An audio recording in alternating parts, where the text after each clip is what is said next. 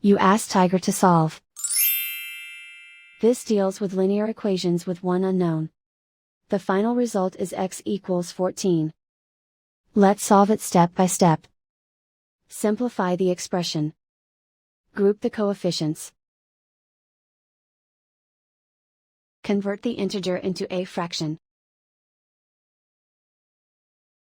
Combine the fractions.